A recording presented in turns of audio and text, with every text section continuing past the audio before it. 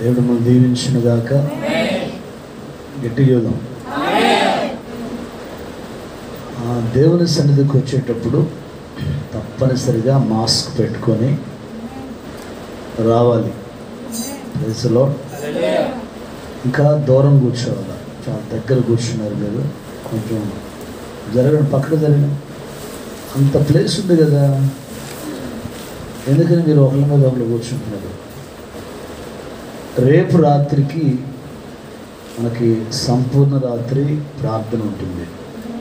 అంటే సంపూర్ణ రాత్రి కాదు, 7:30 నుంచి 10 గంటల వరకు ఈ కూడిక ఉంటుంది. ప్రభురాత్రి భోజన కార్యక్రమం ఉంటుంది. కాబట్టి ఈ విషయాన్ని గమనించుకుంటే 7:30 నుంచి సరిగ్గా 10 గంటలకే కూడిక ముగించబడుతుంది. ఎందుకంటే ప్రస్తుత కాల పరిస్థితుల్లో కర్ఫ్యూ అంటున్నారు కాబట్టి అన్ని ప్రాంతాల్లో. కాబట్టి ఈ విషయాన్ని మీరు గమనించుకొని 7:30 నుంచి 10 గంటల వరకు. అలాగే మరి గురువారం రాత్రి నుంచి మనకి ప్రతి సంవత్సరంలో జరిగేటువంటి మే మాసంలో మీటింగ్స్ అయితే ఇవి బయట జరగవు, లోపలే జరుగుతాయి, చర్చిలోనే జరుగుతాయి. ఈ విషయాన్ని మీరు గమనించుకోండి. తప్పకుండా మాస్క్తో రండి, దూరంగా కూర్చోండి. కోడికల్లో ఎక్కువగా ప్రార్థనలు చేద్దాం. ఈ కరోనా వైరస్ నుంచి, ప్రత్యేకించి ఈ కరోనా వైరస్ గురించే కోటాలు. దీని దేవుడు పూర్తిగా లయపరచినట్లుగా, దూరపరిచేటట్లుగా ఇవి కూడా ఉదయం 11 గంటల నుంచి 2 గంటల వరకు, అలాగే రాత్రికి 7:30 నుంచి 10 గంటల వరకు. ఇవి గమనించుకోండి. ఆయా ప్రాంతాల నుంచి వచ్చే వాళ్ళకు కూడా ఈ విషయాలు చెప్పండి. దేవునికి స్తోత్రం. గురువారం రాత్రి నుంచి ఆదివారం మధ్యాహ్నం వరకు ఈ కూటాలు ఉంటాయి. ప్రార్థన చేయండి, అనేకులకు తెలియచెప్పండి. దేవునికి స్తోత్రం. కాబట్టి ఈ విషయాలు కొరకు ప్రార్థన చేయండి. ఎటువంటి ఆటంకాలు లేకుండా మనం దూరం కూర్చొని చక్కగా దేవుని సన్నిధిలో ఉంటే ఎవడు ఆక్షేపణ చేయరు. ఒకళ్ళ మీద ఒకళ్ళు కూర్చుంటేనే ఇబ్బంది అవుతుంది. కాకపోతే బాక్స్ ఒకటి బయట పెట్టి అటువైపు కొన్ని కుర్చీలు వేద్దాం. పైకి రాలేని వాళ్ళు చక్కగా కింద కూర్చొని చక్కగా దేవుని వాక్యం వినొచ్చు, ప్రార్థనల్లో ఏకీభవించవచ్చు. మాస్క్ తప్పనిసరిగా వేసుకొని రావాలి. తర్వాత వచ్చిన వాళ్ళు ప్రతి ఒక్కళ్ళు ఆ శానిటైజర్ తోటి చేతులు కడుక్కోవాలి. ఇంకో విషయం ఏంటంటే, మీకు కరోనా ఉన్నా లేకపోయినా ఈ కరోనా పోయిందాకా తప్పనిసరిగా అందరూ ఆవిరి పీల్చుకోండి. దగ్గు, జలుబులు, జ్వరాలు ఉన్నోడైనా లేనోడైనా సరే, ఎవరైనా సరే తప్పనిసరిగా ప్రతి ఉదయం సాయంత్రం కొంచెం వేడి నీళ్ళలో పసుపు వేసుకొని, లేకపోతే జెండు బామ్ వేసుకొని, లేకపోతే మెడికల్ షాపుల్లో అవి ఆ క్యాప్సూల్స్ దొరుకుతాయి. గ్రీన్, ఆకుపచ్చ రంగులో ఉంటాయి, కొన్ని నీలం కలర్లో ఉంటాయి. తీసుకొచ్చుకొని చక్కగా జ్వరం వచ్చిన వాళ్ళు దయచేసి రావద్దు. జ్వరం, దగ్గు, జలుబులతో ఉన్నోళ్ళు దయచేసి కోటాలకు రావద్దు. మీరు తెలియజెప్పండి, మీ కొరకు మేము ప్రార్థన చేస్తాం. అంటున్నారమ్మా? Praise the Lord. ఎందుకంటే మీరు జ్వరంతో వచ్చి లేదా దగ్గు, జలుబులతో వచ్చి మీరు దగ్గుతూ ఉంటే చూసే పక్కన వాళ్ళు కొంచెం ఆక్షేపణలు ఉంటాయి. అందరూ కరెక్ట్గా ఉండలేరు. కాబట్టి జ్వరంతో ఉన్నోళ్ళు, దగ్గు, జలుబులతో బాధపడేవాళ్ళు దయచేసి కోడికలకు రావద్దు. మీ కొరకు మీరు తెలియజేస్తే బాగలేని వాళ్ళు మీ కొరకు ప్రార్థన చేస్తాం. అంటున్నారా? 2 చేతుల పైకి స్తోత్రం చెప్పండి. సౌండ్ పెట్టాయి. కాబట్టి ఈ విషయాలు మీరు గమనించుకోండి. మీటింగ్స్కి అందరూ కూడా సహకరించండి. నాకేం పట్టిందిలే అన్నట్టుగా ఉన్నారు మీరు. మీ ప్రవర్తన మరి ఎప్పుడు మారుతాయో, రాకడ కన్నా మారుతాయో మారవో నాకేం అర్థం కావట్లేదు. కాబట్టి అంతా దేవుడు చూసుకుంటాడు. దేవునికి స్తోత్రం. ఈ విషయాలన్నీ కూడా మీరు గమనించుకోండి. అనేక మంది తెలియచెప్పండి. మెయిన్ ఏంటంటే కరోనా విషయమయ్యే ప్రార్థనలు. అర్థమవుతుందా? తగ్గించు, ట్రిబుల్ పెట్టాలి. Praise the Lord, praise the Lord, hallelujah. కాబట్టి ఈ విషయాలన్నీ గమనించుకొని ప్రార్థనాపూర్వకంగా ఈ కోడికలకు మీరు హాజరుకండి. దేవుడు మిమ్మల్ని దీవించునుగాక. దేవుని వాక్యం చదువుకుందాం. 2వ సమూయేలు గ్రంథం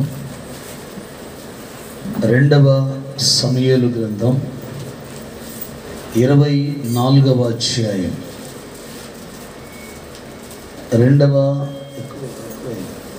2వ సమూయేలు గ్రంథం 24వ అధ్యాయం 25వ వాక్యాన్ని చదువుకుందాం. అక్కడ దావీదు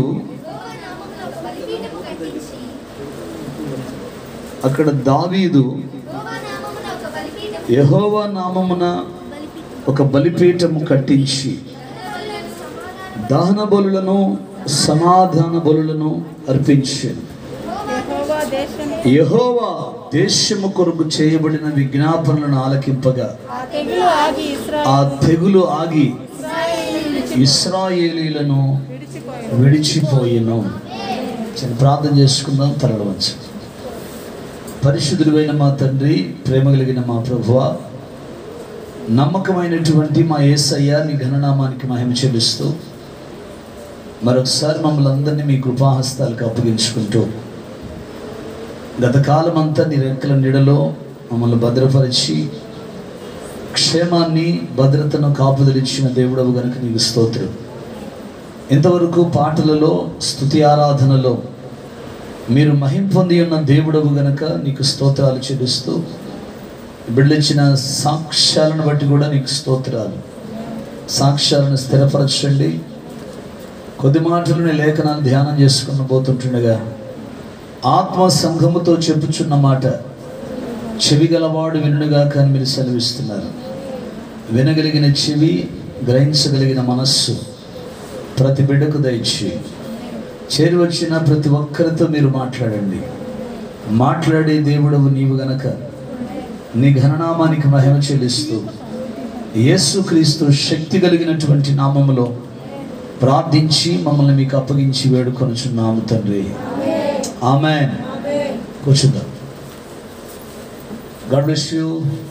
దేవుడు మమ్మల్ని దీవించునుగాక. 2 చేతులు పైకెత్తి ప్రభువుకు స్తోత్రం చేద్దాం. హల్లెలూయా.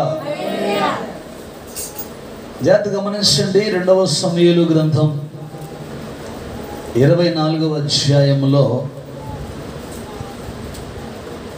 25వ వచనములో అక్కడ దావీదు యెహోవా నామమున ఒక బలిపీఠము కట్టించి దహన బలులను సమాధాన బలులను అర్పించెను. యెహోవా దేశము కొరకు చేయబడిన విజ్ఞాపనలను ఆలకింపగా ఆ తెగులు ఆగి ఇశ్రాయేలీయులను విడిచిపోయెను. గట్టిగా ప్రస్తుతం మనం దేశములో, రాష్ట్రములో, జిల్లాలలో, మండలాలలో ఒక భయంకరమైనటువంటి తెగులుతో ప్రజలు, గవర్నమెంట్ అంతా కూడా వణికిపోతున్నారు. మీకేం అర్థం కావట్లేదు కానీ కొన్ని న్యూస్ పేపర్లలో అలాగే టీవీలో వచ్చే న్యూస్ ఛానల్స్లో చూస్తూ ఉంటే దాదాపు శవాలను కాల్చటానికి కూడా భయంకరమైనటువంటి పరిస్థితులు తలెత్తుతున్నాయి. హాస్పిటల్లో ఈ కరోనా తెగులు వచ్చిన వాళ్ళకి బెడ్స్ దొరకట్లా. మనిషి 2-3 రోజుల్లో చనిపోతున్నారు.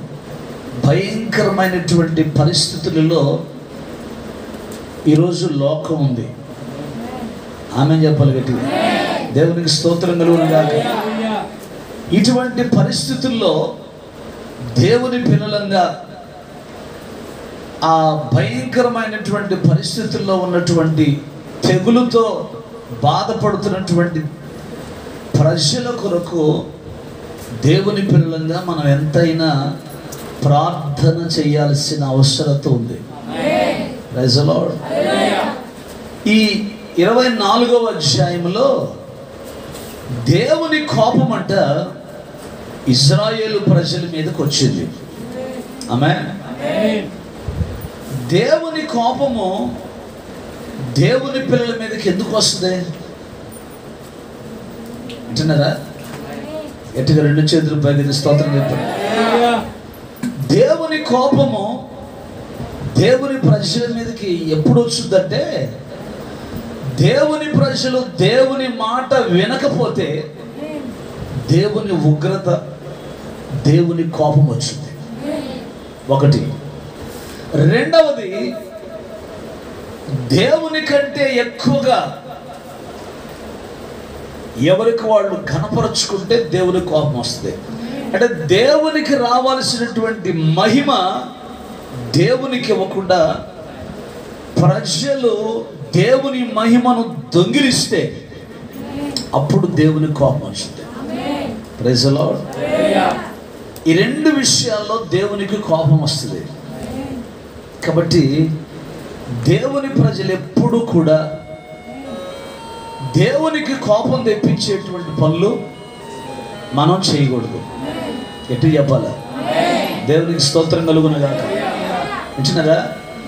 దేవునికి కోపం తెప్పించేటువంటి పనులు కనుక చేస్తే తప్పకుండా దేవుని ఉగ్రత ప్రజల మీదకి వస్తుంది. ఆమేన్ చెప్పండి. 24వ అధ్యాయం 1వ వచనం చూడండి ఒకసారి. ఇంకొక మారు యెహోవా కోపము ఇశ్రాయేలుల మీద రగులుకొనగా ఆయన దావీదును వారి మీదికి ప్రేరేపణ చేసి, నీవు పోయి ఇశ్రాయేలు వారిని యోధా వారిని లెక్కించుమని అతనికి ఆజ్ఞ ఇచ్చెను. గట్టిగా స్తోత్రం చెప్పండి. అందుకు రాజు తన యుద్ధనున్న సైన్యాధిపతి అయిన యోవాబును పిలిచి, జనసంఖ్య ఎంతైనది నాకు తెలియగా అందులకై దాని మొదలుకుని బెయేర్షెబా వరకు ఇశ్రాయేలు గోత్రంలో నీవు సంచారం చేసి వారిని లెక్కించుమని ఆజ్ఞ ఇయ్యగా. వింటున్నారా?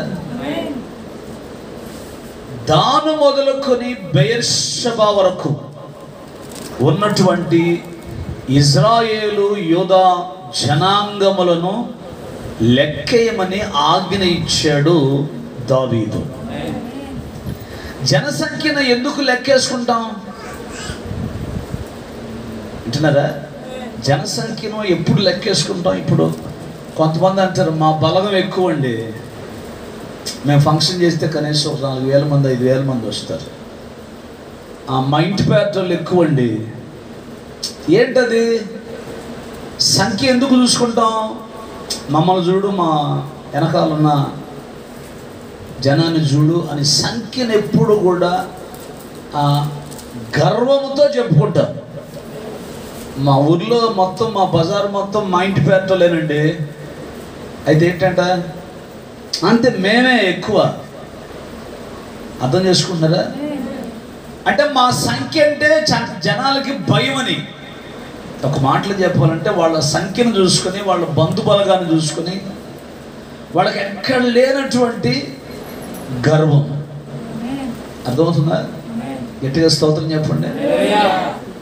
మొన్న శుక్రవారం రోజు ఒక ఆయన చనిపోయాడు సత్తెనపల్లిలో. వార్డు కౌన్సిలర్ భర్త ఆయన.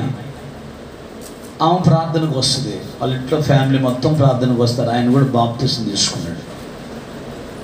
ఆ ఏరియా మొత్తం వాళ్ళనంట. 4 గంటలకి శవాన్ని ఎత్తితే శ్మశానానికి 6ంటికి తీసుకొచ్చారు.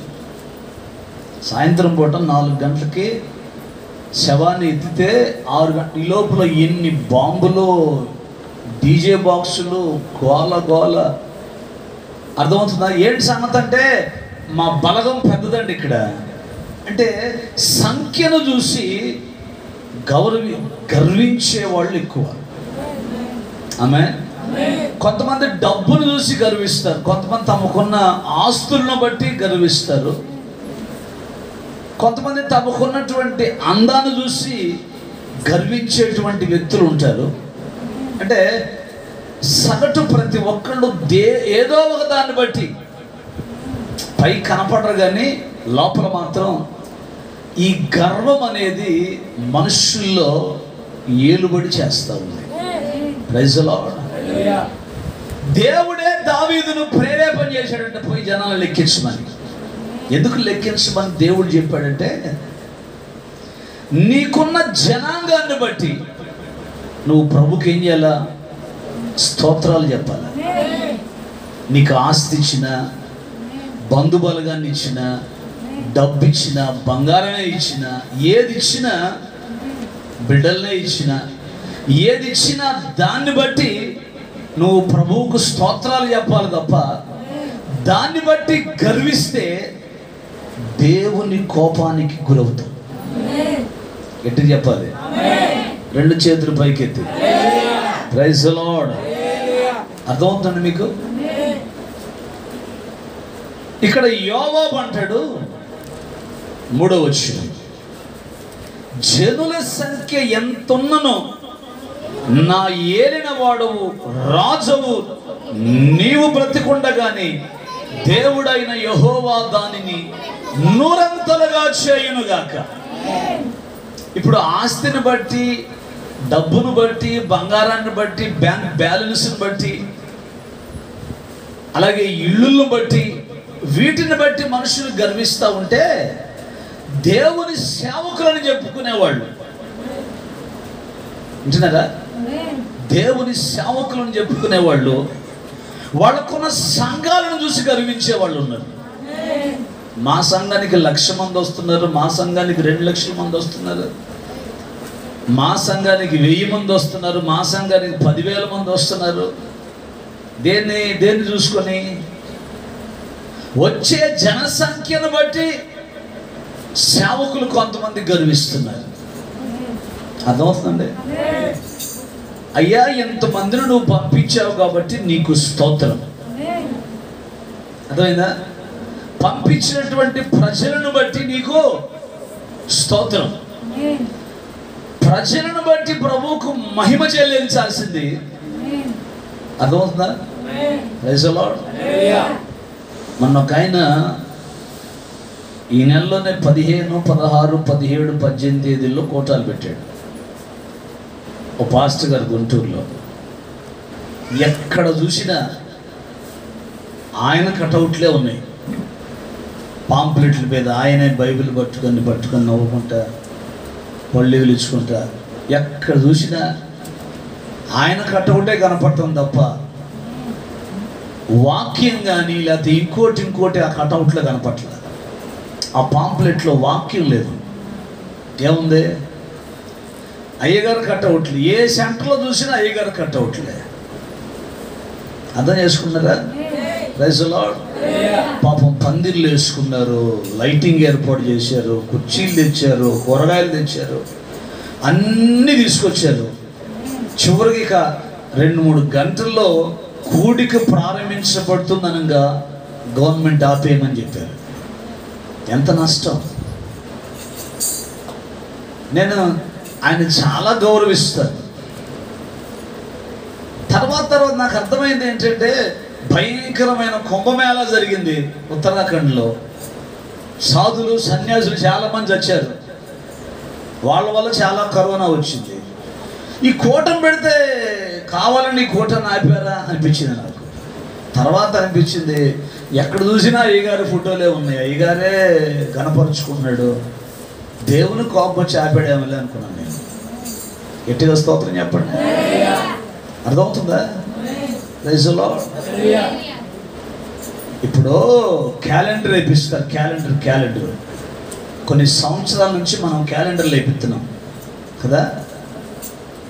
కొంతమంది పాస్టర్లు క్యాలెండర్లో ఫోటో, అమ్మగారు ఫోటో, అయ్యగారు ఫోటో, మధ్యలో వాళ్ళ పిల్లగాడు తొంగి చూస్తుంటాడు.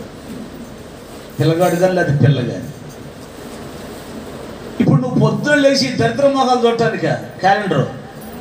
నువ్వు పొద్దున లేచి ఏం చూడాలా? వాక్యం చూసుకుంటే దీవించబడతావు. నువ్వు లేవగానే ఎవరు కనపడతారు? చెప్పరేమండి? మహిమ ఎవరికి రావాలి చెప్పాలా? మహిమ ఎవరికి? మహిమ దేవుని వాక్యానికి, దేవునికి రావాలి. దాన్ని ఏమంటారంటే షో షో షో అంటారు. అర్థమైందా? బొమ్మలు వేసుకోవటం. దేవునికి స్తోత్రం. నేను కూడా ఈ మీటింగ్స్కి శ్రావణ పాస్టర్ గారు ఫోటో వేసి, వింటున్నారా? శ్రావణ పాస్టర్ గారు ఫోటో పెట్టి వీడియో చేయించా, పాంప్లెట్ చేయించా. వీడియో చేపిస్తే ఆయన నాకు మెసేజ్ పెట్టాడు, brother please remove my photo. నాకు అట్లాంటి ఇష్టం ఉండదు బ్రదరు, దయచేసి నా ఫోటో తీసే, పేరేసేవుగా చాలు. దేవునికి స్తోత్రం. అర్థమవుతుందా? పేరు ఘనత దేవుడి వాడు. నీకు నువ్వు తెచ్చుకుంటే అది ఘనత కాదు. నీకు ఆ డబ్బులు ఉన్నాయి. నేను కూడా వేయించే పాంప్లెట్లు, నేను వేయించిన పాంప్లెట్లు 7,000 రూపాయలు. దేవునికి స్తోత్రం కలుగునగా 150 పాంప్లెట్లు వేయించు, క్యాలెండర్లు వేయించు. ఎందుకంటే మనం ఎప్పుడూ కనపడకూడదు, దేవుడే కనపడాలి. మనం మహిమపరచబడకూడదు, దేవుడే మహిమపరచబడాలి. మీకు తెలుసా, ఈరోజు 1,00,000 సంఘాలు 1,000 సంఘాలన్నీ మూతపడ్డాయి. ఈరోజు మన సంఘాలు, ఈ చిన్న మంద మాత్రమే ఈ ఆదివారం ప్రభువుని మహిమపరుస్తూ ఉంది. 1,00,000 మంది వస్తున్నారు, 1,000 మంది వస్తున్నారు, 2,000 మంది, 3,000 మంది వచ్చే సంఘాలన్నీ ఈరోజు మూతపడ్డాయి. ఎవరికి వాళ్ళు మూసేసుకొని కూర్చున్నారు. ఎందుకు తెలుసా? ఎందుకు లేనిపోయింది, ఈవిడ వచ్చి మళ్ళీ కరోనా తగిలితేమో లేనిపోయిందని పాస్టర్ గారికి భయం పుట్టి ఎవరికి వాళ్ళు లైవ్లో మా ప్రోగ్రామ్స్ చూడండి అని లైవ్ పెట్టారు. అలా దేవునికి స్తోత్రం కలుగునగాక. నాకు అనిపించింది 1,00,000 మంది లేకపోవటం నయం, 10,000 మంది లేకపోవటం నయం. దేవునికి స్తోత్రం. ప్రతికూల పరిస్థితులలో కూడా మనం ప్రభువుని మహిమపరిచేవారుగా ఉన్నాం. హల్లెలూయా. నువ్వు లేవగానే నీ ముఖానికి ఏం కనపడాలా? వాక్యం కనపడాలి. నేను ఈ పల్లి విలుచుకుంటే ఇటు కనపడాలి నీకు. పొద్దున్న లేవగానే ఈయన ఎందుకు వాక్యం చూసినప్పుడు, వాక్యం నిన్నేం చేస్తుంది? బలహీనతతో లేచావు, బలహీనతతో లేచావు, లేవగానే అక్కడ వాక్యం ఉంది, నిన్ను స్వస్థపరచు యెహోవాను నేనే. హల్లెలూయా. వాక్యం నిన్నేం చేస్తుంది? ధైర్యపరుస్తుంది. నా ఫోటో పాస్టర్ ఫోటో ఉందనకి ఇద్దరిద్దరు ఎగిరించుకోవడానికి ఉన్నాం అనుకో క్యాలెండర్లో. అర్థమైందా? మేమేం ఆదరిస్తాం నిన్ను, మేమేం ధైర్యపరుస్తాం నిన్ను. అర్థమైందా మీకు? వాక్యమా నిన్ను ధైర్యపరిచేది మా ఫోటోలా. వింటున్నారా? మేదరమెట్లో పాంప్లెట్ వేస్తే, మేదరమెట్లో పాంప్లెట్ వేసి ఫస్ట్ కోటాలకి పాంప్లెట్ పంచితే ఒక పాస్టర్ గారు పాంప్లెట్ తీసుకున్నాడు. ఒక పాస్టర్ గారికి ఇచ్చారు ఫోటో, ఆ పాంప్లెట్, మీటింగ్స్ పాంప్లెట్. ఆయన నాకు ఫోన్ చేశాడు, అయ్యా కనీసం మీ పేరు కానీ లేకపోతే మీ ఫోటో కానీ పాంప్లెట్లు లేకుండా వాక్యాన్ని పెట్టి, ఆమేన్, వాక్యాన్ని పెట్టి మీ ఫోన్ నెంబర్లే ఇచ్చారు. ఒకసారి మిమ్మల్ని చూడాలనిపిస్తుందండి, రేపు కోటానికి రమ్మంటారా అని అడిగాడు ఆయన. దేవునికి స్తోత్రం. భలేవాళ్ళు బ్రదర్, తప్పకుండా రండి అని చెప్పారు. ఆ మరుసటి రోజు కోటానికి వచ్చాడు. బ్రదర్ నాకు మీరు బాగా నచ్చారు. కారణం ఏంటంటే మీ పేరు కానీ మీ ఫొటోస్ కానీ ఏమీ లేకుండా వాక్యాన్నే చూపించి మీటింగ్స్ పేర్లే వేశారు కాబట్టి ప్రభుకే మహిమ కలుగుతుంది. హల్లెలూయా. దేవుని సన్నిధిలో దేవుని పిల్లలమైన మనం ప్రభువుని మాత్రమే మహిమపరచాలా, ప్రభుని మాత్రమే ఘనపరచాలా. ఏ వ్యక్తి కూడా మహిమపరచబడటానికి అర్హుడు కాదు. ఎవరు అర్హులు కాదు.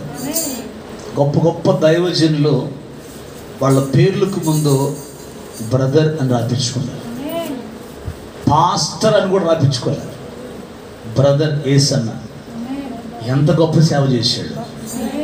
బ్రదర్ బాక్సింగ్ ఎన్ని వందల వేల సంఘాలు కట్టాడు. హల్లెలూయా. అందుకే లోకంలో సామెత ఏంటంటే అన్నీ ఉన్నాకు అనిగిమనిగి ఉంటుందంట, ఏమి లేనిదే ఎగిరిగిరి పడుతూ ఉంటుంది. గట్టిగా స్తోత్రం చెప్పండి. ఎందుకు నేను ఈ మాటలు మీకు జ్ఞాపకం చేస్తానంటే, యోవాబు అంటున్నాడు, ఎందుకంటే నువ్వు జనసంఖ్యను లెక్కేయమంటున్నావు, మనకున్న సంఖ్య మనకు తెలుసు కదా, లేకపోతే దీన్ని దేవుడు నూరంతలు చేస్తాడు కదా, ఎందుకు లెక్కేయమంటున్నావు? సరే, మొత్తం మీద లెక్కేస్తే 9వ వచనం, అప్పుడు యోవాబు జనసంఖ్య వెరసి రాజునకు అప్పగించును. ఇజ్రాయేలు వారిలో కత్తి దూయగల 8 లక్షల మంది యోధులుండిరి. యోధా వారిలో 5 లక్షల మంది. అంటే మొత్తం ఎంతమంది ఉన్నారు వీళ్ళ పక్షాన? 13 లక్షల మంది ఉన్నారు. అంటే ఈ 13 లక్షల మంది ఏం చేయాలా? నీకు అర్థమవుతుందా అమ్మా? అర్థమవుతుందా? అర్థమైపోతుందా? గట్టిగా 2 చేతులు పైకి స్తోత్రం చెప్పండి. ఎందుకు భూమి మీదకు తెగుళ్ళు వస్తున్నాయి? ప్రభు రాకడ అతి సమీపంగా ఉన్న దినాల్లో మనం ఉన్నాం. ఏ టైంలోనైనా సరే కడబోర వినబడవచ్చు, ఆయన పెళ్లి కుమార్తె వెళ్ళిపోవచ్చు. దేవునికి స్తోత్రం. అర్థమవుతుందా? ఎందుకు సంఖ్య అంటే సంఖ్యను చూపించుకొని మా బలం ఎంతమంది. చర్చిలో కొన్ని ఆఫీసుల్లో ఏముంటుందంటే తంబు వేయాలి. కొన్ని ఆఫీసుల్లో ఉద్యోగానికి వెళ్ళిన వాళ్ళు తంబు వేయాలి. తంబు అంటే మేము వచ్చాం, ఆఫీస్కి వచ్చాం మేమని, ప్రైజ్ లార్డ్, డ్యూటీకి వచ్చామని. చర్చిలో తంబు ఏంటి?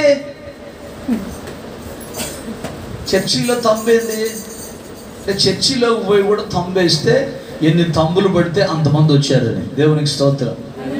అర్థమైందా? అంటే మా సంఘంలో 2 లక్షల మంది ఉన్నారు, మా సంఘంలో 1,00,000 మంది ఉన్నారు అంటే ఏంటి?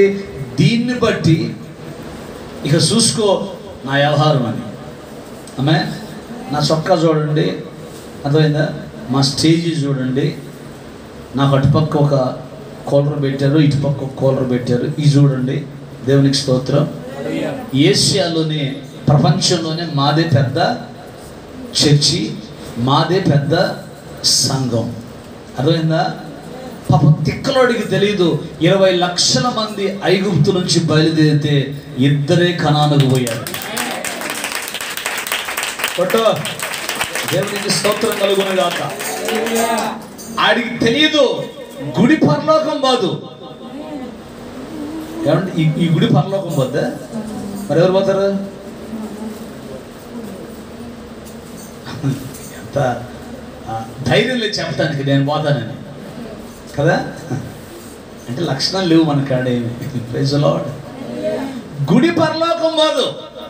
పరలోకానికి ఎవరు పోతారంటే ఆయన వధువు పరలోకానికి వెళ్తారు. ఆయన పెళ్లి కుమార్తె, ఆయన భార్య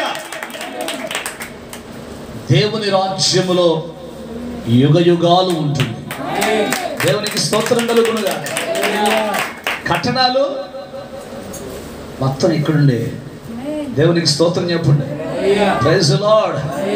10వ వచనం జనసంఖ్య చూచినందుకై దావీదు మనస్సు కొట్టుకొనగా, నేను చేసిన పని వలన గొప్ప పాపము కట్టుకొంటిని, నేను ఎంతో అవివేకనై దాన్ని చేసి తిని, యెహోవా కరుణ ఉంచి నీ దాసుడైన నా దోషమును పరిహరింపుమని యెహోవాతో మనవి. దావీదుకున్నటువంటి లక్షణాల్లో ఒక లక్షణం ఏంటంటే పాపం చేతుడు, పాపం చేసి ప్రభువా నన్ను క్షమించు అంటాడు.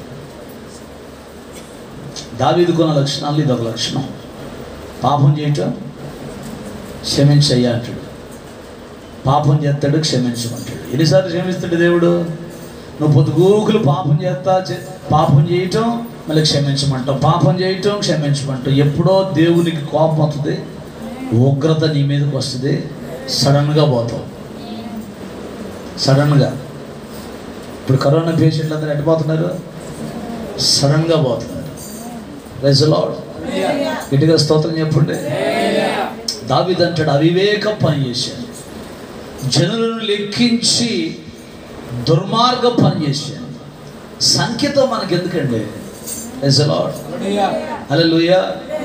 ఎవరు ఏ పరిస్థితుల్లో కూడా నీకు అక్కరకు రారు.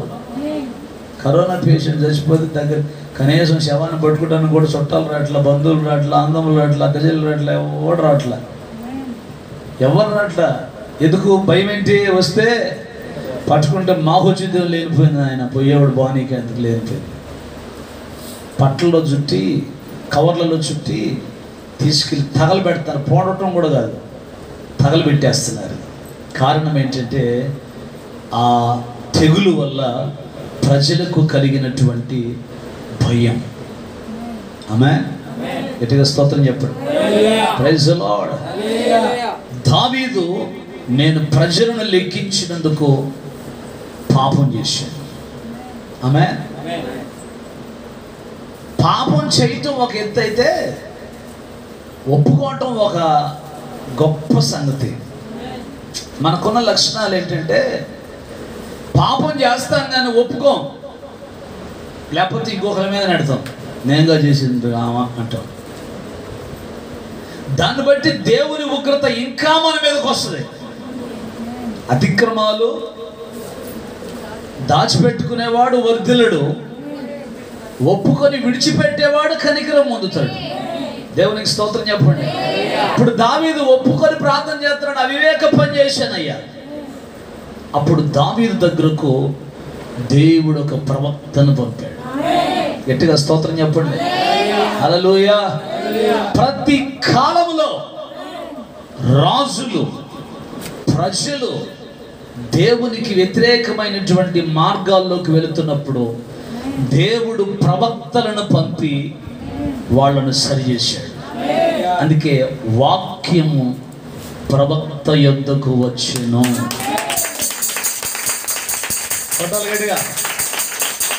వాక్యము ప్రవక్త యొద్దకు వస్తుంది. ఆ ప్రవక్తలు ఏం చేస్తారంటే తప్పుడు మార్గంలో ఉన్నటువంటి ప్రజలకు సరైనటువంటి విధానం చెప్పి వాళ్ళను దేవుని వైపు తిప్పుతారు. గట్టిగా స్తోత్రం చెప్పండి. ఆ కాలంలో ఒక ప్రవక్త ఉన్నాడు, ఆయన పేరు గాదు. చూడండి ఒకసారి 12వ వచనం. నీవు పోయి దావీదుతో ఇట్లనుము, యెహోవా సెలవిచ్చినదేమనగా మూడు విషయములను నీ ఎదుట పెడుతున్నాను, వాటిలో ఒక దానిని నువ్వు కోరుకున్న యెడల నేను నీ మీదికి అది రప్పించెదను. పాపం చేసిన వాడికి తప్పకుండా శిక్ష ఉంటుంది. ఆమె చెప్పండి. చచ్చినా కాదు, ఉండగానే ఏడుండగానే ఏడు ఒక షాక్ తగులుద్ది. ఒప్పుకొని విడిచిపెట్టావా కనికరించబడతావు, అక్కడే ఉండదు. ఒప్పుకోలేదా ఏడా ఉంటుంది, అక్కడ ఉంటుంది. అక్కడంటే పైన కాదు, కింద పాతాలను, నరకం, అగ్నిగుండం. దేవునికి స్తోత్రం కలుగునగాక. అందుకనే దేవుని సన్నిధికి వచ్చిన ప్రతి వ్యక్తి కూడా తమ పాపాలు ఒప్పుకొని పశ్చాత్తాపడి యేసుక్రీస్తు రక్తము చేత కడగబడి పరిశుద్ధపరచబడిన వారై నీతిమంతులుగా తీర్చబడాలి. దేవునికి స్తోత్రం. హల్లెలూయా. ప్రవక్త చెప్తున్నాడు, మూడు విషయాలు నేను ముందు పెడుతున్నాను. ఒకటి, నెంబర్ 1, నీ దేశంలో 7 సంవత్సరాలు కరువు వస్తుంది. కరువు రావటానికి ఒప్పుకుంటావా? ఒకటి. నెంబర్ 2, శత్రువులు నిన్ను తరుముతారు, 3 నెలలు పారిపోవాలి. పారిపోతావా? లేకపోతే నీ దేశంలో 3వది 3 రోజులు తెగులు వస్తుంది. తెగులు వస్తుంది. తెగులు కావాలా? 3 నెలలు పారిపోతావా? 7 సంవత్సరాలు కరువు కావాలా? 3 రోజులు తెగులు కావాలా? తేల్చుకోమన్నాడు ప్రవక్త దావీదుని. దావీదు చాలా తెలివి కలిగినవాడు. ఆమె చెప్పాలా గట్టిగా?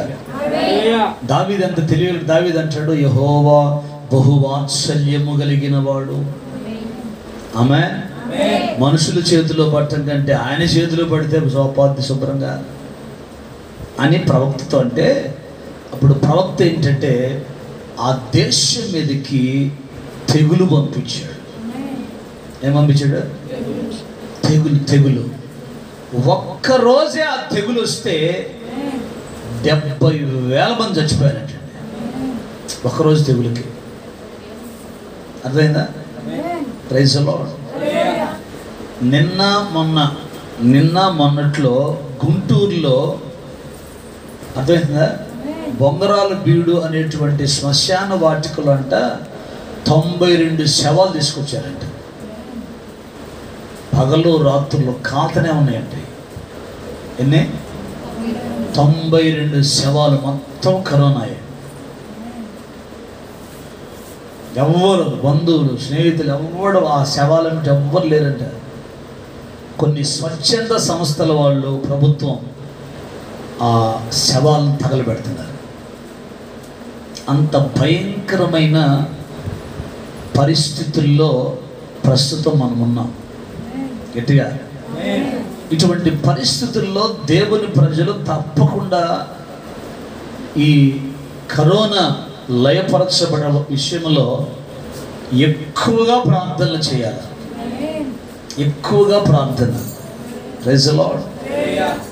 దావీదు అంటాడు 14వ వచనంలో, నాకేమీ తోచుకున్నది, గొప్ప చిక్కుల్లో ఉన్నాను.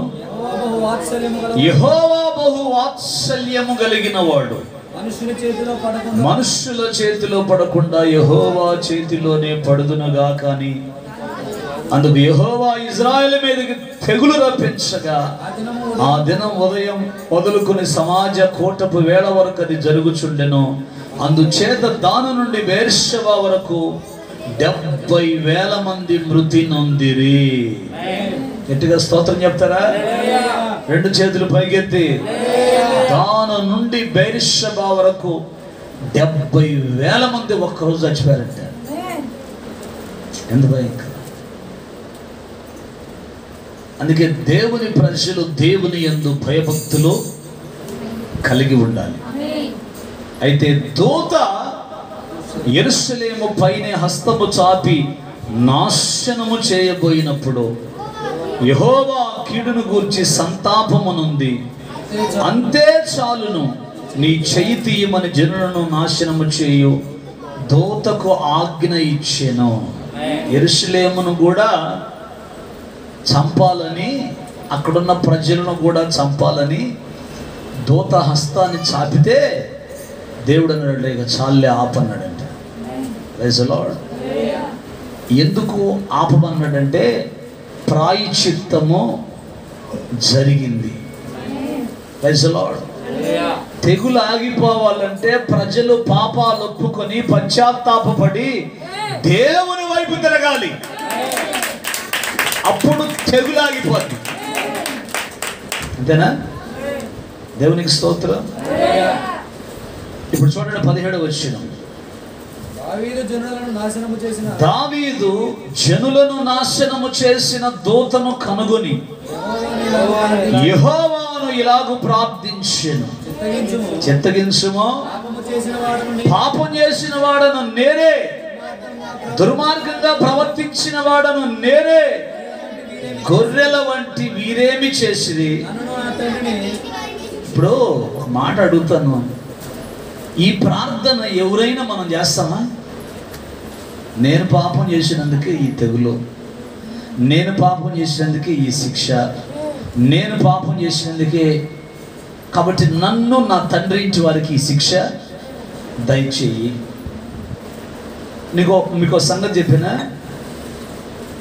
కరోనా తెగులు రావటానికి గల కారణం ఎవరయ్యా అంటే ప్రార్థనకు వచ్చేవాళ్ళే. ఈ కరోనా తెగులు రావటానికి గల ప్రాముఖ్యమైన కారణం ఎవరంటే క్రైస్తవులే కారణం. క్రైస్తవులు నిజంగా క్రైస్తవుల్లాగా ఉంటే ఏ తెగులు భూమి మీదకి రాదు. కొట్టండి చప్పట్లో. దేవుని వాక్యం చెబుతుంది, మీరు శోధనలో ప్రవేశించకున్నట్లు మెలకువగా ఉండి ప్రార్థన చేయమని చెబితే మనం దిట్టంగా దీన్ని నిద్రపోతాం. మొహం ఉబ్బిందాక కళ్ళు కూడా కనపడవు, ఇంత లావన ఉబ్బుతే మొహం. అర్థమవుతుందా? క్రైస్తవులు నిజంగా ప్రార్థన చేస్తే తెగులు ఉండదండి? ఉంటుందా? మరి ఎందుకు తెగులు రోజు రోజుకి ఎక్కువైపోతుంది? కారణం ఏంటంటే దావీదు అంటాడు, పాపం చేసింది నేను, దుర్మార్గంగా ప్రవర్తించింది నేను, వీళ్ళేం చేశారు కాబట్టి ఆ శిక్ష ఏదో నా మీద. మీరు మన పితరులు అనేక మంది బైబిల్లో వాళ్ళ ప్రార్థనలు కనుక మీరు చూస్తే వాళ్ళు ఏ పాపం చేయకపోయినా మేము పాపం చేసామయ్యా అని ఒప్పుకున్నారు. మనం అన్ని పాపాలు చేస్తా ఒప్పుకోం. నేను కాదు చేసింది పాపం, వాడు చేసినాడు, నేను కాదు పాపం, నేను పరిశుద్ధురాలని ఆ వల్ల వచ్చిందంట. మనం అసలు ఒప్పుకోం, ఏది ఒప్పుకోం. దావీదు ఏం చేస్తున్నాడు? ఒప్పుకుంటున్నాడు. ఆమేన్. గట్టిగా స్తోత్రం చెప్పండి. హల్లెలూయా. నేను పాపం చేయలేదంటాను, కుదరదు. దావీదు అంటాడు, నేను నా తల్లి గర్భమందే పాపంలో పుట్టాను. మనకి జన్మ పాపం ఉంది, కర్మ పాపం ఉంది, కానీ ఏ పాపము లేని పరిశుద్ధుడు మన ప్రభు అయినటువంటి యేసుక్రీస్తు. దేవునికి స్తోత్రం కలుగును గాక. అర్థమవుతుందండి? అందుకని పాపాలు ఒప్పుకొని ప్రజలు పాపాలు ఒప్పుకొని పశ్చాత్తాపడి అయ్యా ఈ వైరస్ నుంచి మమ్మల్ని విడిపించని ప్రార్థన చేస్తే దేవుడు తప్పకుండా. మీకు తెలుసా ఈ వైరస్ ఎక్కడి నుంచి వచ్చింది తెలుసా? ఈ కరోనా ఎక్కడి నుంచి వచ్చింది తెలుసా? దేవుని దగ్గర నుంచి వచ్చింది. భూమి మీదకు, ప్రపంచం మీదకు వచ్చే ఏ తెగులైనా సరే దేవుని ఆజ్ఞ లేకుండా ఏ తెగులు రాదు. ఇది వచ్చిందే పాపిస్టులు మొత్తాన్ని తీసుకుపోవటానికి. అర్థమవుతుందా మీకు? ఇప్పుడు ఐగుప్తులో ఇజ్రాయెల్ ప్రజలు ఉన్నప్పుడు సంహార దూత ఆ ఇంట్లో తొలిచూరు పుట్టుని చంపడానికి వచ్చిన సంహార దూత ఎవరు చంపింది? ఐగుప్తులు చంపిందా లేకపోతే ఇజ్రాయెల్ ప్రజలు చంపిందా? ఐగుప్తులు మొత్తాన్ని చంపింది. శమము లేని ఇల్లు ఒకటైనా లేదంట. కొంతమంది అంటున్నారు గవర్నమెంట్ ఏదో తప్పుడు లెక్కలు చెప్తుందండి, ఇంటికి ఒక కరోనా పేషెంట్ ఉన్నారు, ఎవడు వాడు శుభ్రంగా మందులు తెచ్చుకొని ఇంట్లో వాడుకుంటున్నారు, ఆవిర్లు పట్టుకుంటా. బయటకు వచ్చే కేసులు తక్కువ, లోపల చాలా మందికి ఈ రోగం ఉంది అని కొంతమంది ప్రజలు అంటున్నారు. ఏదేమైనా ప్రభునామములో నేను చెప్పే మాట ఏంటంటే, యేసు రక్తము చేత కడగబడి పరిశుద్ధపరచబడిన వాళ్ళ మీదకు ఈ వైరస్ రాదు. కొట్టాలి గట్టిగా. దేవునికి స్తోత్రం. హల్లెలూయా. ఎందుకంటే వారి ఇంటి మీద రక్తపు కంచె ఉంటుంది. ఒకవేళ పొరపాటు ఇన్ కేసు వచ్చిందనుకో, నిన్ను స్వస్థపరచు యెహోవాను నేనేనని ఆయనే రంగం మీదకి వచ్చి ఆ తెగులును లయపరుస్తాడు. అంతే. Praise the Lord. అందుకే సంహార దూత నీ ఇంటి మీదకి రాకుండా ఉండాలంటే నీ ఇంటి మీద ఏ గుర్తుండాలా? టోకెన్, గొర్రె పిల్ల రక్తం ఉండాలి. గట్టిగా స్తోత్రం చెప్పండి. రెండు చేతులు పైకెత్తి హల్లెలూయా. పాపి తన పాపాన్ని ఒప్పుకొని పశ్చాత్తాపడి దేవుని వైపు తిరిగితే దేవుడు తప్పకుండా అద్భుతాన్ని చేస్తాడు. దేవునికి స్తోత్రం చెప్పండి. అందుకే రెండవ దినవృత్తాంతముల గ్రంథం 7వ అధ్యాయం 14 వచనం చదవండి త్వరగా. నా పేరు పెట్టబడిన నా జనులు, అర్థమవుతుందా? ఆయన పేరు పెట్టబడిన జనులు. ఇప్పుడు మన పేర్లన్నీ ఎవరి? అందరూ యేసయ్య పేర్లే. Praise the Lord. ఎవరిని కదిలించిన దానియేలు, యోసేపు, జోసఫ్, అర్థమైందా? ఆమె మరియమ్మ, మార్తమ్మ, సంతోషమ్మ, యేసమ్మ, దేశమ్మ, ఎస్తేరమ్మ, రూతమ్మ, పేర్లన్నీ ఎవరి? ఒక్కళ్ళలో కూడా తగ్గించుకొని ప్రార్థన చేసే లక్షణాలే లేవు. Praise the lord. లాజరు, ఏం పేరు?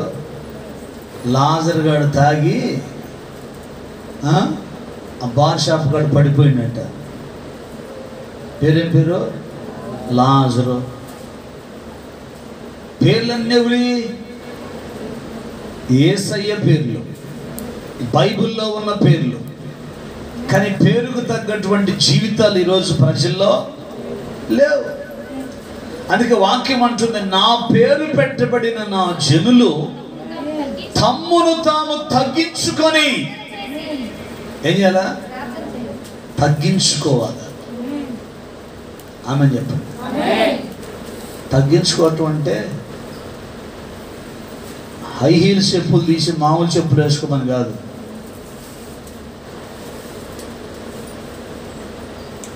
దేవునికి స్తోత్రం చెప్పండి. ఒక అమ్మాయికి సాఫ్ట్వేర్ ఉద్యోగం వచ్చిందంటే, ఏ ఉద్యోగం చెప్పాలా? సాఫ్ట్వేర్ ఉద్యోగం. చెప్పండి గట్టిగా. దైవజన పాస్టర్ గారిని పిలిచి, అమ్మాయి వచ్చిందయ్యా ఉద్యోగానికి పోయి ప్రార్థన చేద్దు కానీ రా అని పిలిచారంట. పాస్టర్ గారు వెళ్ళాడు. వాళ్ళు కూర్చొని వాళ్ళ అమ్మ, నాన్న, వాళ్ళ చెల్లెళ్ళు, వాళ్ళ అన్నలు, వాళ్ళందరితో మాట్లాడుతున్నాడండి ఈ పాస్టర్ గారు. ఎంతసేపు వాళ్ళతో మాట్లాడినా కానీ ఆ పిల్ల రావట్లేదంట. పోయి 2 వారాలే అయింది. నెల అయితే ప్రథమ ఫలం మొట్టమొదటి జీతం దేవునికి ఇస్తారు కదా దేవుని పిల్లలు. మరి నెల కూడా కాలేదు, 2 వారాలకే రమ్మన్నారు ఏందని చెప్పి ఈయన పోయి వాళ్ళందరితో మాట్లాడుతుంటే ఆ పిల్ల రావట్లేదంట. ఎంతసేపు చూసినా సరే మొత్తం మీద కాసేపు అయిన తర్వాత అమ్మ ప్రార్థన చేస్తాను, ప్రార్థన చేసి నేను వెళ్తానంటే అప్పుడు పిలిచిందంట వాళ్ళ అమ్మాయి, రామ్మాయి అని చెప్తే అప్పుడు ఆ పిల్ల ముసుగు వేసుకొని వచ్చిందంట. ఆ ముసుగు పైన నుంచి అప్పుడు అది కరోనా టైం కాదంటే మామూలు టైమే. దేవునికి స్తోత్రం. అప్పట్లో కరోనా లేదేం లేదు. దేవునికి స్తోత్రం చెప్పండి. సరే ఈ పాస్టర్ ప్రార్థన, ప్రభు ఈ బిడ్డను దీవించిన మరి వాళ్ళ ఎంతో వచ్చింది అంటే పాస్టర్ గారు అన్నాడు, ప్రభు అయ్యా ఆ ముందు పళ్ళన్నీ రావాలయ్యా, ముందు పళ్ళన్నీ రావాలయ్యా, గట్టిగా ప్రార్థన చేయ అంటుందంట. ఎవరు? తల్లి. కూతురేమో పొడుతుందంట, చెప్పమా కానీ వింటున్నారా?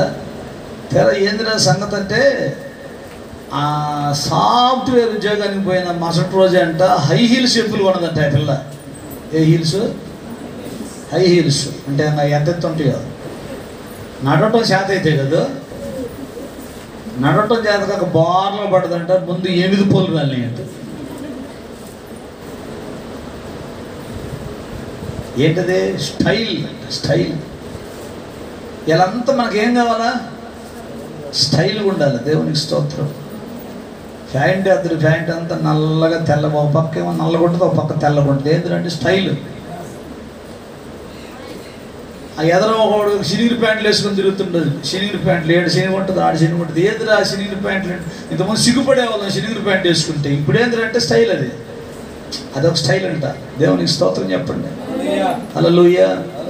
సినిమాలు, చెత్త షికారులు. ఈరోజు యవ్వనస్తులైన ఆడపిల్లలు, మగపిల్లలు ఆ స్టేటస్లో సినిమా పాటలు పెట్టుకొని, సినిమా వాళ్ళని పెట్టుకొని ఎంత భయంకరంగా చెడిపోతున్నారంటే అంత భయంకరంగా చెడిపోతున్నారు. మనం అనుకుంటాం మా అమ్మాయి నిప్పు, మా అబ్బాయి పప్పు. నిప్పు పప్పు అయినా తెలుసుద్దాం, ఇప్పుడేం తెలుసుద్ది నీకు? ఎవరైనా చెప్పినా కానీ మా మీద గయ్యం లెగుతాం. ఏయ్ మా అమ్మాయిని అంటావా, మా అబ్బాయిని అంటావా, ఏమన్నా కొంచెం ఏమంటే ప్రైజ్ ది లార్డ్.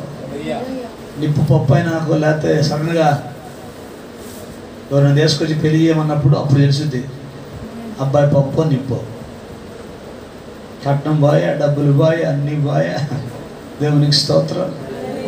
మళ్ళీ పెళ్ళిళ్ళు వచ్చినారు, ఖర్చాయా. అర్థమవుతుంది మీకు? గట్టిగా స్తోత్రం చెబుతారా? జాగ్రత్త.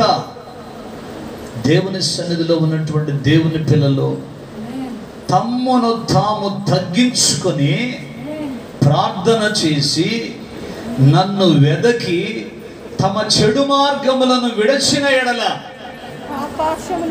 నేను ఆకాశము నుండి వారి మొరలు, వారి ప్రార్థనలు విని వారి పాపములను క్షమించి వారి దేశమును స్వస్థపరచుదును.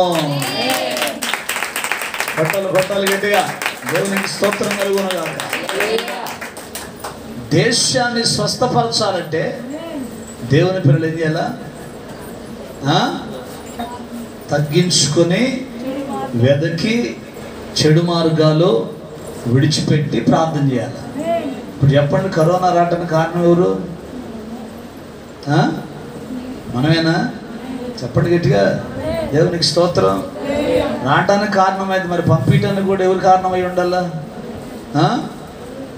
అందుకని గురువారం నుంచి ఆదివారం దాకా ప్రభు పాదాలు పట్టుకొని దేవునికి స్తోత్రం, ఈ వైరస్ను పూర్తిగా మా రాష్ట్రం నుంచి బయటికి తరిమే ప్రభు అని ప్రార్థన చేస్తే దేవుడు తప్పకుండా ప్రార్థనలకు జవాబిచ్చి రాష్ట్రాన్ని, జిల్లాని, ప్రాంతాలను, దేశాన్ని ఆయనే స్వస్థపరుస్తాడు.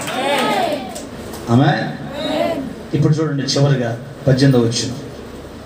ఆ దినమున గాదు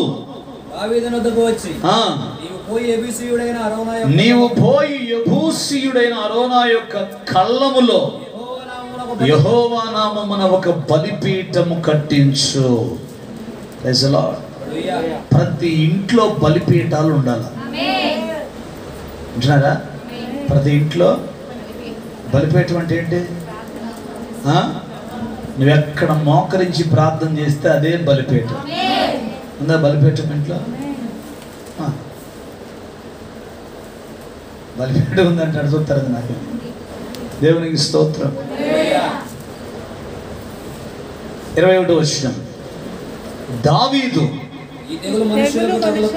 ఈ తెగులు మనుష్యులకు తగలకుండా, అంటే ఈ తెగులు మనుషులకు తగలకుండా పోవాలంటే యెహోవా నామములో ప్రతి ఒక్కరూ బలిపీఠం కట్టాలి. ఆమేన్. కడతారా? ఇప్పటిదాకా బలిపీఠాలు లేవు అనుకోండి మీ ఇంట్లో. ఈ రోజు నుంచి మీ ఇంట్లో ఏం చేయాలా? ఎక్కడంటే మాకంత బిజీ అయిపోతుంటే, ఇప్పుడు పొద్దున్న 4ంటికి వెళ్తున్నామంటే మళ్ళా మధ్యాహ్నం వస్తున్నామంటే మళ్ళీ పోతున్నాం, మళ్ళీ అసలు అంతా బిజీ షెడ్యూల్ అయిపోయింది. Praise the Lord. ఆ గుంపులో ఎవరో ఒకళ్ళు వస్తారంటే నీకు తగిలిస్తారండి, ఆయాసం ఎక్కువైందండి అంటామండి, పోయిందండి. ఇప్పుడు క్వారంటైన్ చేసుకోవటానికి కూడా బెడ్లు లేవండి. రాత్రి ఒక సహోదరుడు చెబుతున్నాడు, అన్న మా ఇంటి వెనకాల ఒక అబ్బాయికి వచ్చింది, హాస్పిటల్ ఏ హాస్పిటల్ తీసుకుపోయినా బెడ్స్ లేవండి.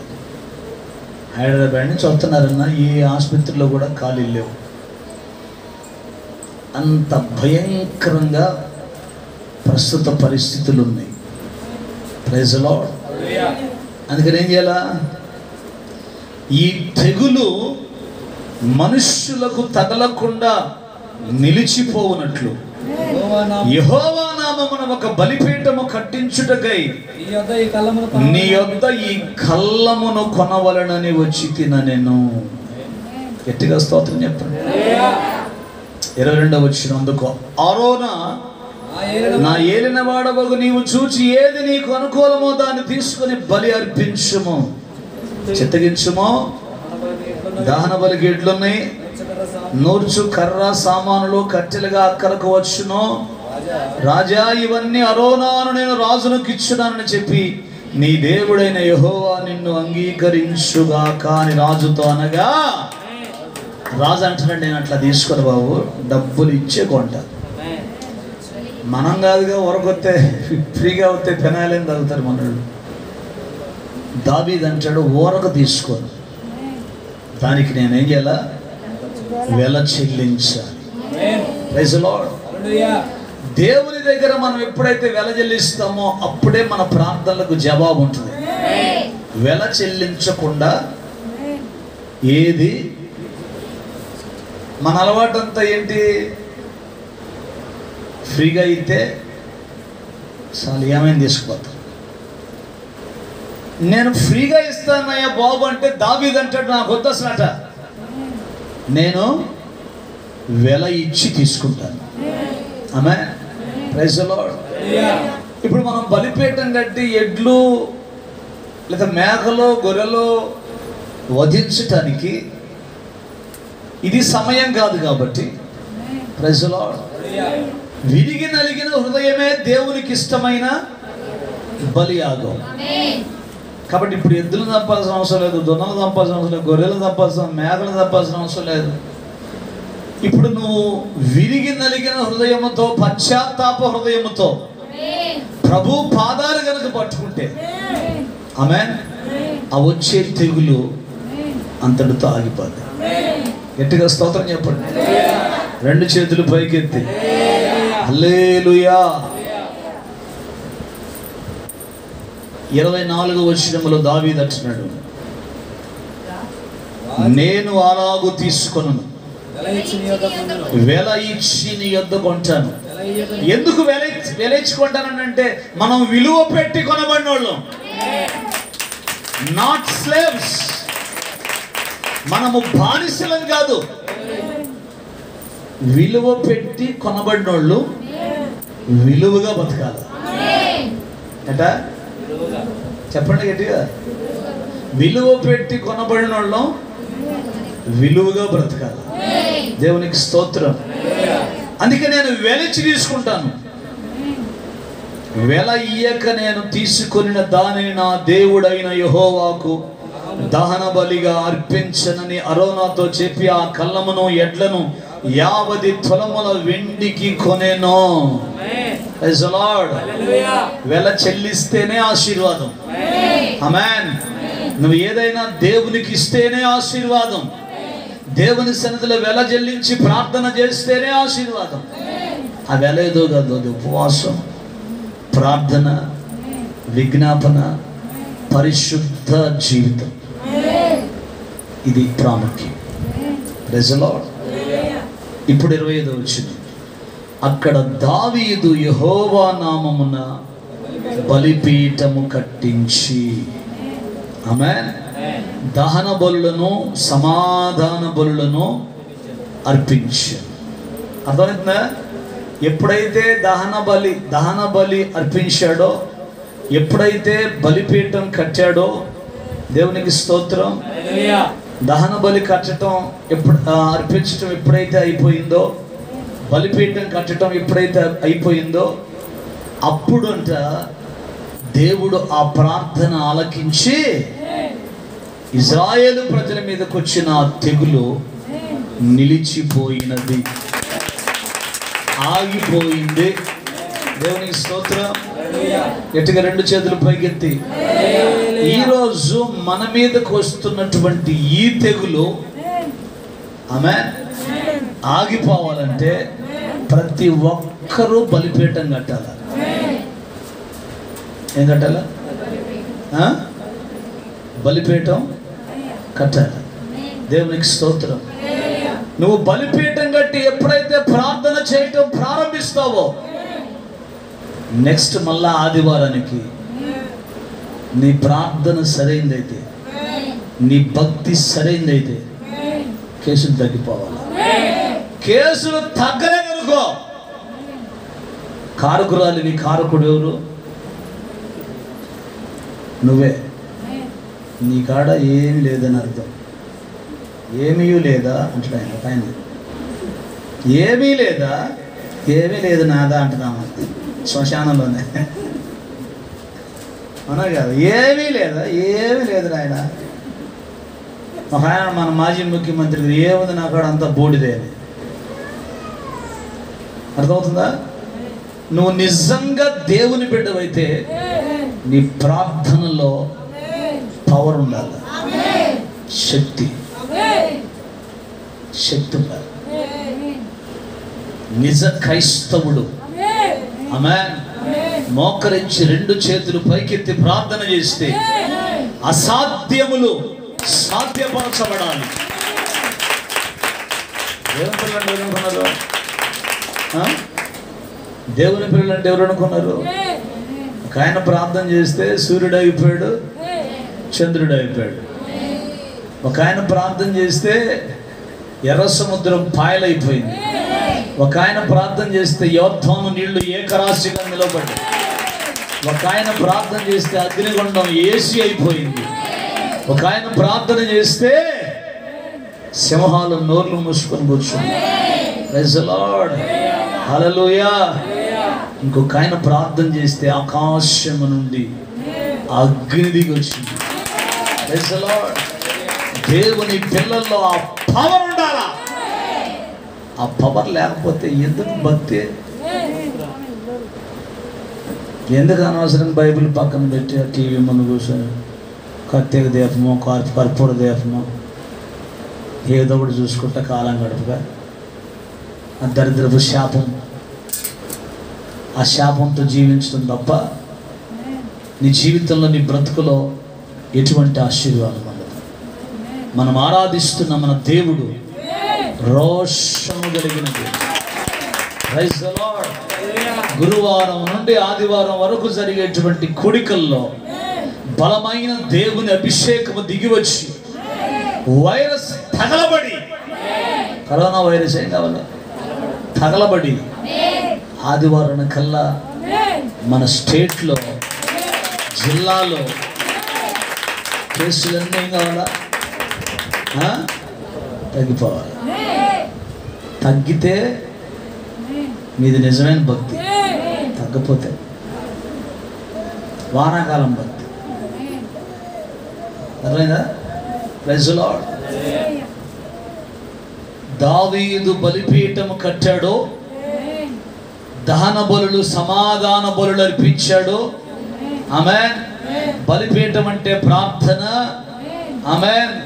దహన బలులు సమాధాన బలులు అంటే నీ పాపముల నిమిత్తమై పశ్చాత్తాపడుతూ విరిగి నలిగిన హృదయముతో ఈ శాపానికి ఈ తెగులుకి కారణం నేనే ప్రభువా అని నువ్వు గనక 2 చేతులు పైకెత్తి ప్రార్థన చేయగలిగితే హల్లెలూయా, పరలోకమున దేవుడు దిగి వచ్చి దూత హస్తము చాపిందంట. దేవుడు ఏమంటాడు తెలుసా? చాలా వెళ్ళిపోదాం. జల్లాపేసింది.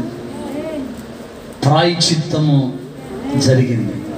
కేసులు ఎక్కువ అవుతున్నాయంటే ప్రాయచిత్తం ఏం కాల జరగల. దేవుని పిల్లలు నిద్రపోతున్నారు. ఎవడికి వాడు ఎవరికి వచ్చి ఇష్టం వచ్చిన పనులు వాళ్ళు చేసుకుంటూ నా దాకా వస్తే కదా అనుకుంటున్నారు తప్ప నీ దాకా వస్తే ఇంకా అంతే సంగతులు. నీ దాకా వచ్చిందనుకో ఇంక అంతే సంగతులు. అది రాకుండా చేయటం కొరకే ఈ వర్తమానం. Praise the lord. గట్టిగా 2 చేతులు పైకెత్తి హల్లెలూయా. నశించిపోయేటువంటి ఆ ప్రజల్లో ఇంతవరకు పోయినోళ్ళు పోతే పోయారు. దేవుడు అంటాడు నిలిచిన శేషము కొరకు హెచ్చుగా ప్రార్థించు. నిలిచిన శేషము కొరకు దేవుని పిల్లలు ఏం చేయాలా? చెప్పండి గట్టిగా. హెచ్చుగా ప్రార్థన చేస్తే అప్పుడు తెగులేమైంది ఆగిపోదు. నువ్వు ప్రార్థన చేయకపోతే తెగులంతే ఉంటుంది. Praise the Lord. సేవకుడు ఒక్కడు ఎంతకని ప్రయాసపడతాడండి? సేవకుడు ఒక్కడు ఎంతవరకని ప్రార్థన చేస్తాడు? సంఘము ఏకీభవించినప్పుడు, సంఘము కలిసి వచ్చినప్పుడు అప్పుడు ఆ ప్రార్థనకు శక్తి ఉంటుంది. ఆ ప్రార్థనల ద్వారా దేవుడు గొప్ప కార్యాలు చేస్తాడు. ఆ దేశాలను దేవుడే స్వస్థపరుస్తాడు. ఇజ్రాయెల్ దేశంలో మాస్క్ లేదంట, వాళ్ళకి ఒక్క కేసు కూడా లేదంటే అక్కడ. ఎందుకో తెలుసా? ఇజ్రాయేలు దేవుడు మనం ఆరాధిస్తున్న దేవుడు. ఆ దేవుడు వారి మధ్యలో ఉన్నాడు. మన మధ్యలో లేడా సార్?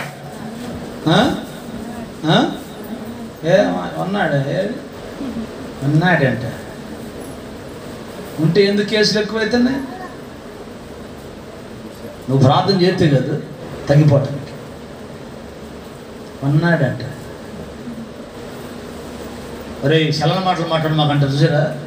అటుంటే మన మాటలు, మనం మాట్లాడే మాటలు ఎట్లుండాలా? చెల్లే మాటలే ఉండాలి. నువ్వు సరైన పడవ పుడితే అంటారు తగా చూస్తే కదా.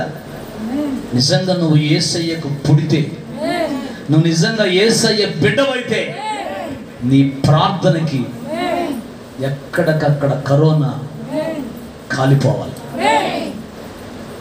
తెగులు ఆగిపోవాలి. విరిగి నలిగిన హృదయముతో, పశ్చాత్తాప హృదయముతో నువ్వు ప్రార్థన చేస్తే యేసు నామములో రాష్ట్రములో, దేశములో, జిల్లాలో, ప్రాంతాలలో ఉన్న వైరస్ యేసు నామములో లయపరచబడునుగాక. శక్తితో కూడిన ప్రార్థన. పేరుకు క్రైస్తవులను చెప్పుకుంటున్నాం తప్ప మన కాడ శక్తి లేదు.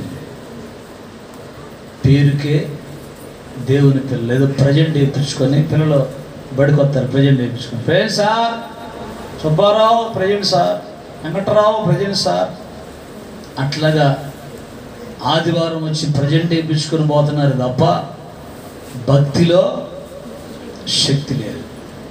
మన భక్తిలో ఎప్పుడైతే శక్తి ఉంటుందో ఇటువంటి వైరస్లో మనల్ని ఏమీ చెయ్యం.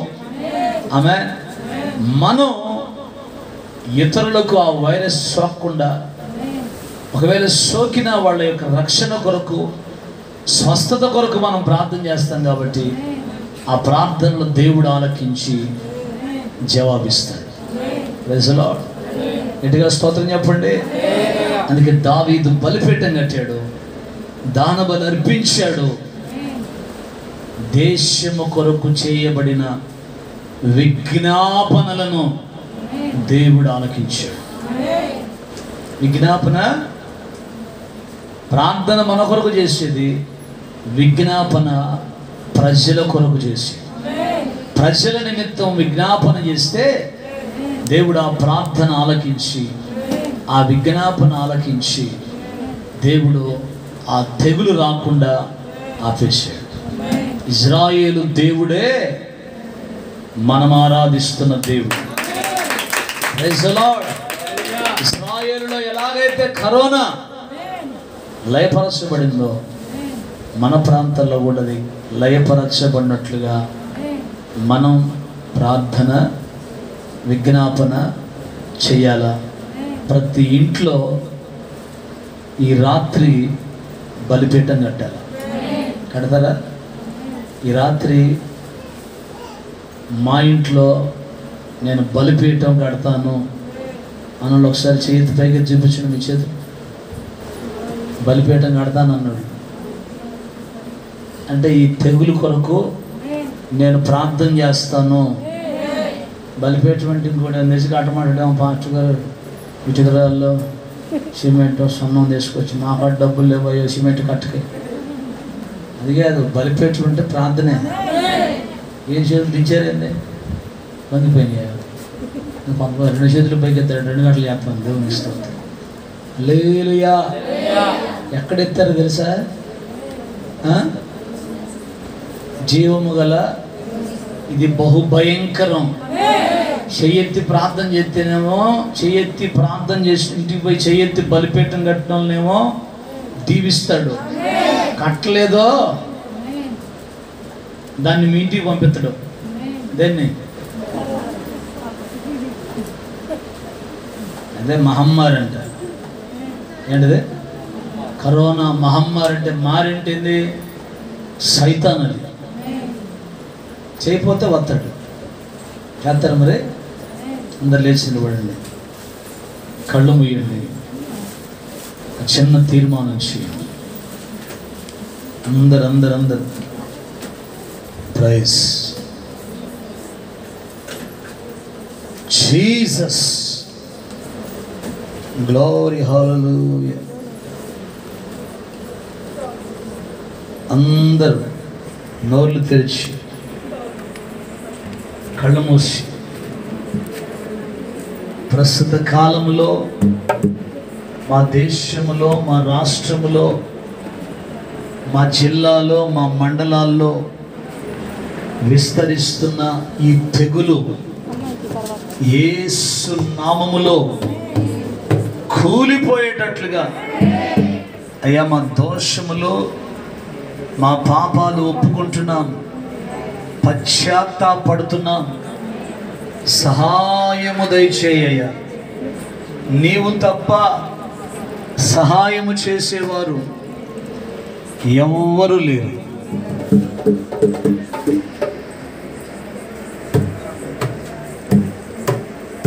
Praise.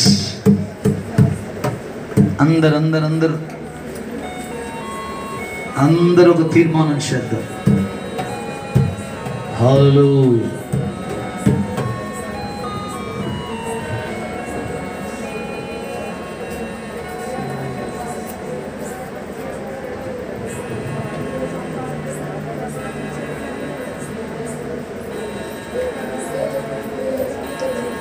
Glory Jesus.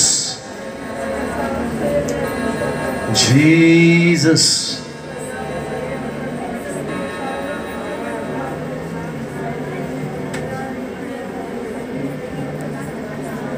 Glory.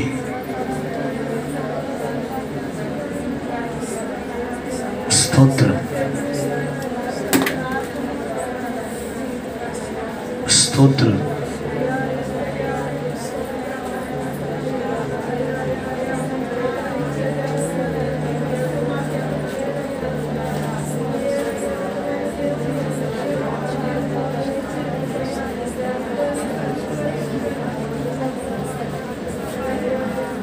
Jesus.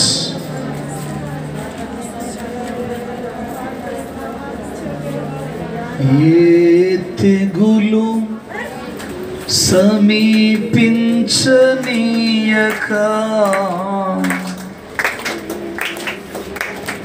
ఏ కీడైన దరి చేరనీయక, ఆపదలన్నీ తొలగే వరకు ఆత్మలో నెమ్మది కలిగే.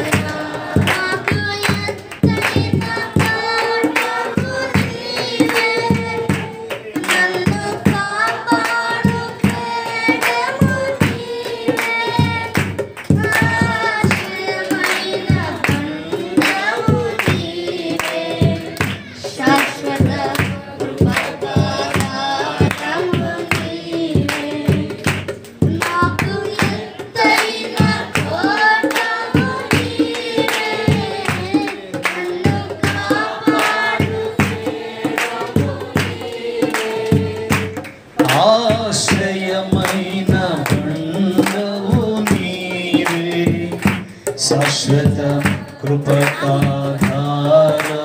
నీవే. ప్రతి క్షణమును నీవు దీవెనగా మార్చి నడిపించుతున్నావు. నీ స్తుతి మహిమలు నీకే చెల్లించెదను.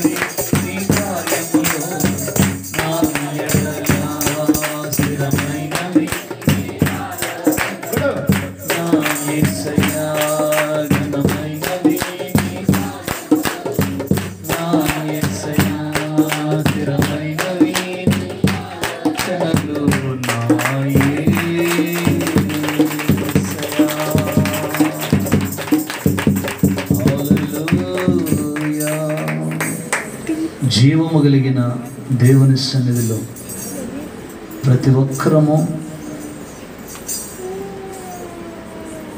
ఒక తీర్మానం చేద్దాం. ప్రైజ్ గ్లోరీ హల్లెలూయా. అందరం ప్రభు సన్నిధిలో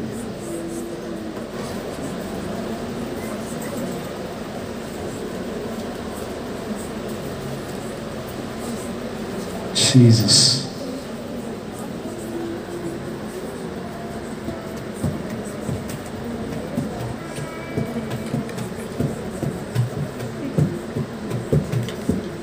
యేసుక్రీస్తు శక్తి కలిగినటువంటి నామములో మనం చేసిన ప్రతి తీర్మానం ప్రభు స్థిరపరచి బలపరచునుగాక. యేసు నామములో ప్రతి తీర్మానం స్థిరపరచబడునుగాక. ఆమేన్. కూర్చుందాం. ప్రేమపూర్వకమైన అర్పణలు అర్పిస్తుంటుండగా